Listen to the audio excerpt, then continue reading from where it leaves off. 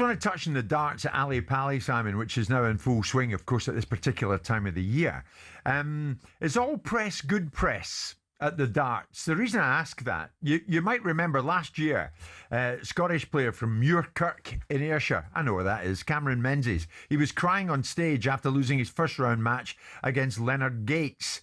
Now, a year on, in a slightly bizarre scene yesterday at the championships, Cameron left the Ali Pali stage with his hand covered in blood after repeatedly punching the onstage table. The outburst came after he lost his first round match against debutant Charlie Manby. He could face disciplinary action for this outburst, and it could result in a fine for him or a ban. For his part, Cameron says, "I'm sorry, I reacted in the manner that I did. It's not an excuse. I've had a lot of things in my mind recently. It hasn't been an easy time for me. My uncle Gary passed away recently. I saw him 4 days before he died. He gave me a look which told me pretty much what he thought of me. He treated me like a son." So Cameron obviously goes on to say, this has been weighing him down. This has been on his mind. He says, "I can get emotional at times, but it wasn't right what I did." Now, in commentary on talkSPORT 2, Paul Nicholson had sympathy to an extent for Cameron, but reflected on the whole situation. I think it will be reviewed by the tournament director, Graham Fairhurst, and I think all in good time. The most important thing right now is for Cameron to get the medical attention he needs on his hand, because that looks in a bad way. And I know we can't condone what he did, but as soon as it was over and he was congratulating Charlie, he did apologise to the audience. So, yeah, we can all get hot-headed and do silly things. His immediate response was to apologise, so I commend him for that. But unfortunately, the Darts Regulation Authority, they are somewhat unrelenting in things like that, so that will be handled, I'm sure, when the tournament is over. If you're watching the show this morning on YouTube, in a second or two, you'll see the incident from last night with Cameron delivering a few uppercuts to the table on stage. Simon, last year, he said, "I was struggling with anxiety." He said, "I want to be a bit more chilled these days.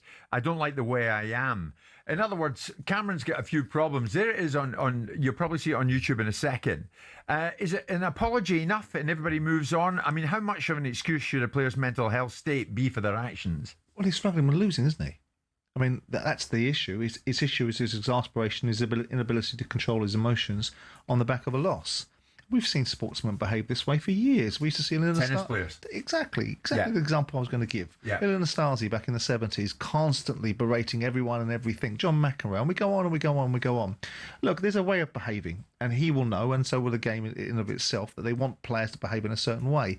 This is a sport that is a curious relationship with the public now, because it's now being used as an aspirational sport, whereas once upon a time it was a sport for the slothful, and debated whether it was even a sport. I happen to love darts. I think it's a great game.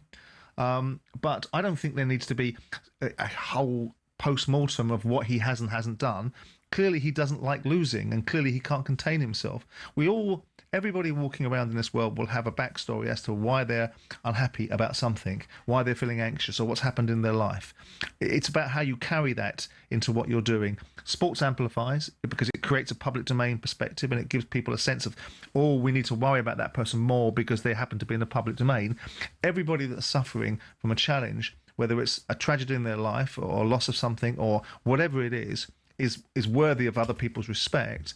And you know, my balance is always about not wanting to form a sort of Jurassic set of thinking about resilience, but in the end, it is resilience that gets you through. You know, there are people that suffer from very significant illnesses, whether it's clinical depression, that need to be medicated and given support and guided through. And there are other people, with respect, to use an expression that I'm sure that will take a great inhalation of air, need to pull themselves together and face the challenges of life. I know you don't like this, but where are you when it's suggested that these guys, so high profile these days, look at Luke Littler, he's everywhere. These guys are role models.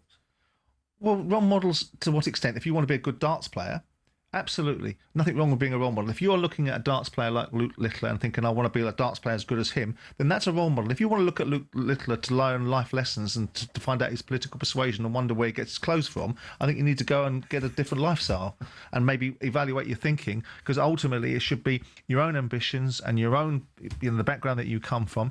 I don't like the idea for two reasons. I don't like the added pressure that it puts on athletes, and I also don't think it's realistic. And I think too often we're looking to abdicate responsibility from parenting by making other people the centre of it. When I was a kid growing up, I wanted to play football like the Man City winger Peter Barnes. I didn't want to be Peter Barnes. I wanted to do the stepovers that he could do. I didn't want to be Peter Barnes. I didn't want to go to the same tailors that he went through or his worldview. I know that, but you aspired to be him. No, I aspired to be a footballer like him. I didn't aspire to have his worldview or to follow him, because we didn't have social media at that time. Yeah. We look at a world now where you wonder how some of these people are getting the influence that they're getting, but they are. Young people will always have a different view. Once upon a time, Jane Fonda was burning her bra, and everyone thought that was the thing to be done. The world turns, the world changes. I don't think role models are the expression that sportsmen should have to have the burden of. Yeah.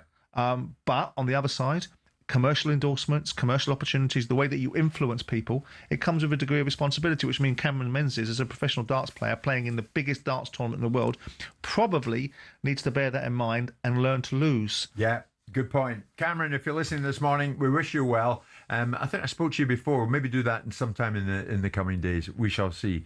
I know where we're at now, though. We're at 11 o'clock this Tuesday morning, live in talkSPORT with Selco, where the trade goes.